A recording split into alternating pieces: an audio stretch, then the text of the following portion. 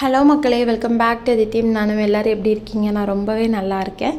பிறந்த குழந்தைய குளிப்பாட்டுறது எவ்வளோ கஷ்டமோ அதுக்கு ஈக்குவலான கஷ்டம் ஒரு 1.5 வயசுலேருந்து 3 வயசு விவரம் தெரிஞ்ச குழந்தைங்களை குளிப்பாட்டுறது தான்.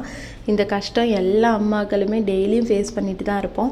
அதுவும் தலைக்கு குளிக்கணுன்னாலே குழந்தைங்க தெரிச்சு ஓடிடுவாங்க. என் பாப்பாவும் பாத்ரூம்குள்ளே வர்றதுக்கு முன்னாடியே தலைக்கு தண்ணி ஊற்றக்கூடாது அப்படின்னு டிஸ்க்ளைமர் போட்டுட்டு தான் வருவாள்.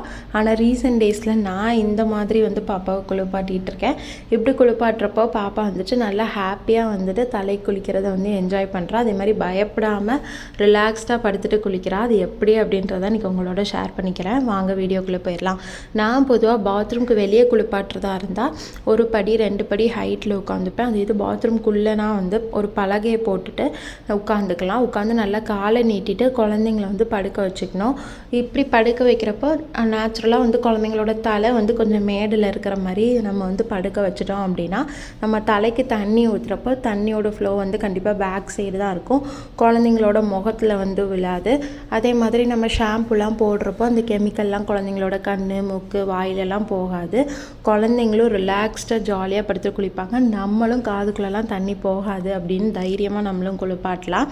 அதே மாதிரி இப்போ பாப்பா கொஞ்சம் விவரம் தெரியுது இல்லையா, அதனால் காதை மூடிக்கூட காதுக்குள்ளே தண்ணி போயிடும் அப்படின்னு சொன்னால் காது 2 காதையும் அழகாக க்ளோஸ் பண்ணிப்பா.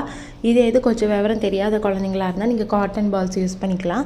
அதே சமயம் அமேசானில் பார்த்தீங்கன்னா இப்படி குளிக்க வைக்கிறதுக்குனே ஒரு கேப் மாதிரி கிடைக்கிது, பாத் கேப்புன்னு கிடைக்கிது. ஆனால் அது பர்சனலாக எனக்கு யூஸ்ஃபுல்லாக இல்லை.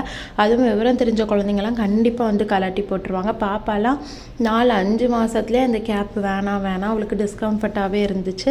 ஸோ அது யூஸ் பண்ணவே இல்லை. அப்போ அந்த பாத் டப்பில் குளிப்பாட்டுவேன். இப்போ ஒரு 1.5 வயசுக்கு மேலே இந்த மாதிரி குளிப்பாட்டிகிட்ருக்கேன். நல்லாவே பாப்பா என்ஜாய் பண்ணி குளிக்கிறா.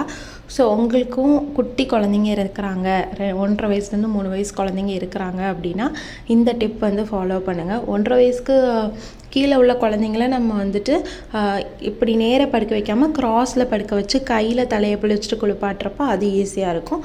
ஸோ 1.5 வயசுக்கு மேலே உள்ள குழந்தைங்கள இப்படி படுக்க வச்சு குளிப்பாட்டி பாருங்கள். கண்டிப்பாக தலை குளிக்க இனிமேல் அடம் பிடிக்கவே மாட்டாங்க. இன்னொரு vlogல மீட் பண்ணலாம். தேங்க்ஸ் ஃபார் வாட்சிங்.